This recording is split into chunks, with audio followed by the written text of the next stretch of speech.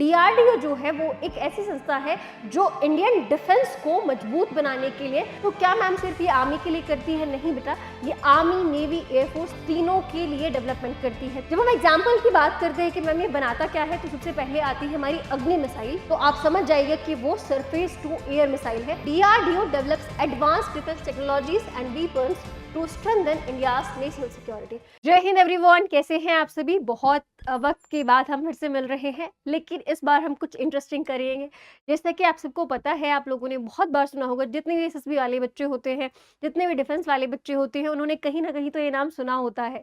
अच्छा, साक्षी मैम का तो खैर नहीं, डीआरडीओ का नाम तो आप लोगों ने कहीं ना कहीं सुना होता है। तो this is me Sakshi, and SSB के बारे में जब हम बात करते हैं तो आपके लेक्चरेट के टॉपिक में भी कई बार ये वर्ड आ जाता है। आपको जीडी के बारे में, इसके बारे में नॉलेज होनी चाहिए।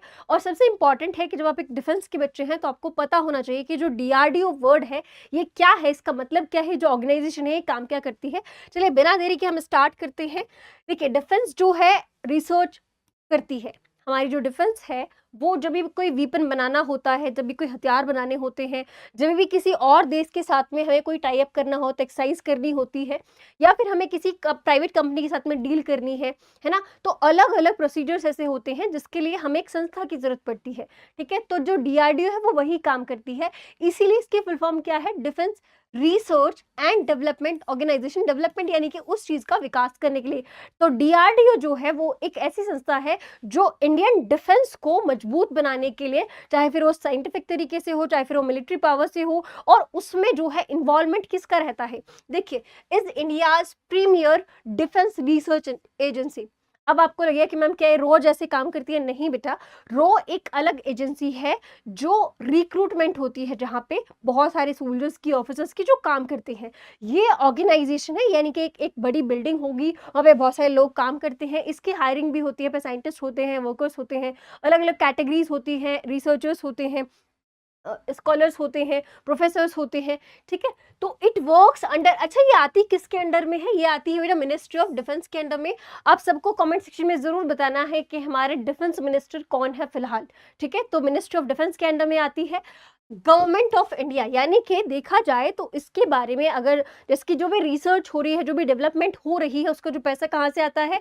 गवर्नमेंट ऑफ इंडिया से, जो कि बजट में एलोकेट होता है डिफेंस को। जब मैंने आप सबको बजट के बारे में पढ़ाया था, तब मैंने बताया था कि डिफेंस के लिए इस बार कितना बजट जो है, कितना अमाउंट जो है वो एलोकेट हुआ है।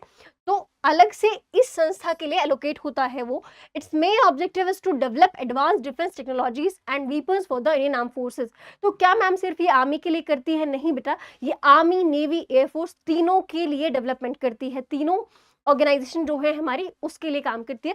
हिंदी में एक बार सबको समझा देती हूँ, जिसकी रक्षा अनुसंसाधन एवं विकास संगठन भारत की प्रमुख रक्षा अनुसंधान संस्था है। यह भारत सरकार के रक्षा मंत्रालय के अंतर्गत कार्य करती है। इसका मुख्य उद्देश्य है भारतीय सशस्त्र बलों के लिए आधुनिक, यानी कि मॉडर्न टेक्नोलॉजी वाले, यानी कि एडवांस टेक्नोलॉजी वाले, और खास करके एक ऐसे लेवल पे इंडिया को लेके जाना जहां पे बाकी देशों से हम compete कर सके। आप सबको पता होगा कि ये एक नया भारत है, तो यहाँ पे हमारा जो डिफेंस इंफ्रास्ट्रक्चर है उसको डेवलप करने की जरूरत है। इसीलिए इस जो ऑर्गेनाइजेशन है इसका एक अलग से इंपॉर्टेंट रोल है। जब हम एग्जाम्पल की बात करते हैं कि मैम ये बनाता क्या है, तो सबसे पहले आती है हमारी अग्नि missile. Long range ballistic missile. ये किस टाइप की मिसाइल है? Long range ballistic missile. Ma'am long range ballistic missile क्या होती है? शॉर्ट रेंज बैलिस्टिक मिसाइल क्या होती है? क्रूज मिसाइल क्या होती है? ये सब के लिए मैं आपको एक डिटेल वीडियो में समझाऊंगी। अभी के लिए, क्योंकि अग्नि का जो 5th वर्जन है, अग्नि 5th जो है, आई थिंक अग्नि 4th है या फिर अग्नि 5th है, जो रिसेंट में इंडिया ने क्या करी है? लॉन्च करी है। आई थिंक रिसेंटली आपने सुना होगा स्काई रूट ऑर्गेनाइजेशन के बारे में, जिसने, जो एक पहली प्राइवेट ऑर्गेनाइजेशन है जिसने एक बहुत अच्छी अचीवमेंट जो है इंडिया के नाम करी है। तो आगे चलते हैं। अग्नि मिसाइल के बारे में हमने पढ़ लिया। अब है आकाश मिसाइल। अगली वाली क्या है? आकाश, यानी कि surface to air defence missile. यानी कि ये ऐसी मिसाइल है जो सरफेस से, यानी कि लैंड से एयर में जाती है। आई होप कि जब आप अगली बार आकाश देखेंगे, आकाश का मतलब होता है आसमान, है ना। तो कोई चीज जो धरती से, जमीन से आसमान पे जाए, तो आकाश मिसाइल अगर कोई है, आप सुने कि आकाश मिसाइल जो है वो कैसी मिसाइल है, तो आप समझ जाइए कि वो सरफेस टू एयर मिसाइल है, यानी कि धरती से आसमान की तरफ जाती है। अगला है Arjun main battle tank, indigenous battle tank developed for the Indian army, यानी कि ये एक टैंक है। आप सबको पता होगा आर्मी में टैंक होते हैं, बॉर्डर मूवी और अलग अलग हम मूवीज में हम लोगों ने देखे हैं टैंक होते हैं। कौन सी कोर के अंदर टैंक आते हैं? आर्मर्ड कोर के अंदर आते हैं, आर्टिलरी कोर के अंदर आते हैं, सर्विस कोर के अंदर आते हैं। किस कोर के अंदर टैंक्स आते हैं, यानी कि टैंक्स में खड़े होकर के वो जो लड़ाई करते हैं। अच्छा, एक मूवी आई थी रिसेंटली, अगर आप लोगों ने देखी हो तो 21 के नाम से, तो जिसमें क्या था, जो सोल्जर था, जो हमारी मेन लीड थे, वो टैंक में ही उनकी डेथ होती है। तो आपको पता होगा कि वो कौन सी कोर में थे, ठीक है। तो इंडियन आर्मी के लिए एक बहुत इंपॉर्टेंट बैटल टैंक बनाया है जिसका नाम है अर्जुन, ठीक है। और ये भारत ने बनाया, जहां पे भी इंडिजीनियस वर्ड आ जाए तो यानी कि भारत ने बनाया है।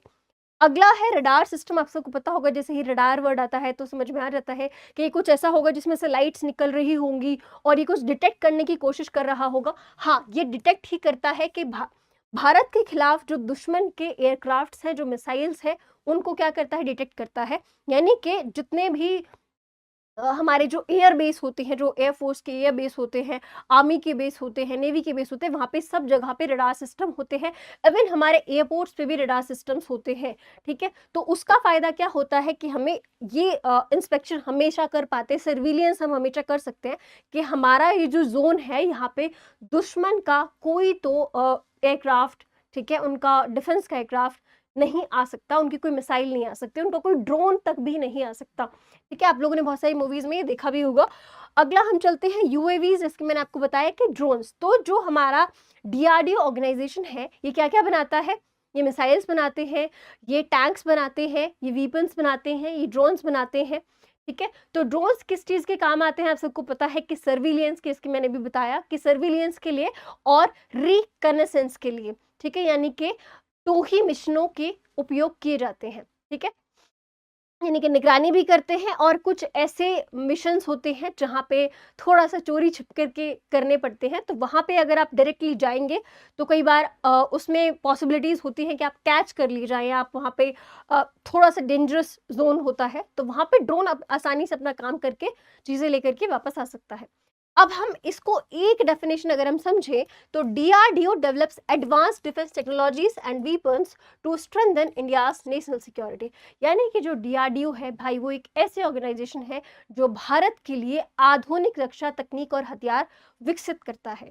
मैं उम्मीद करती हूँ कि आपको ये सेशन अच्छा लगा होगा और आज आपने कुछ अलग से सीखा होगा डिफेंस के बारे में, ठीक है। कैसा लगा और मैंने जो 2 क्वेश्चन आप सबसे पूछे वो मुझे कमेंट सेक्शन में जरूर बताइएगा। Thank you everyone.